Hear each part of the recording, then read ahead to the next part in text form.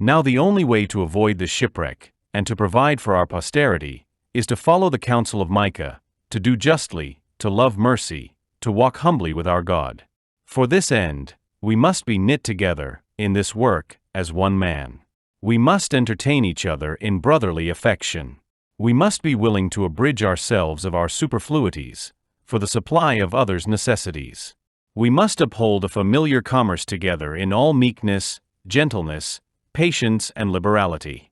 We must delight in each other, make others' conditions our own, rejoice together, mourn together, labor and suffer together, always having before our eyes our commission and community in the work, as members of the same body.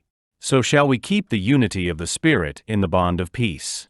The Lord will be our God, and delight to dwell among us, as His own people, and will command a blessing upon us in all our ways, so that we shall see much more of His wisdom, power, goodness, and truth than formerly we have been acquainted with. We shall find that the God of Israel is among us, when 10 of us shall be able to resist 1,000 of our enemies, when He shall make us a praise and glory that men shall say of succeeding plantations, the Lord make it like that of New England. For we must consider that we shall be as a city upon a hill. The eyes of all people are upon us. So that if we shall deal falsely with our God in this work we have undertaken, and so cause Him to withdraw His present help from us, we shall be made a story and a byword through the world.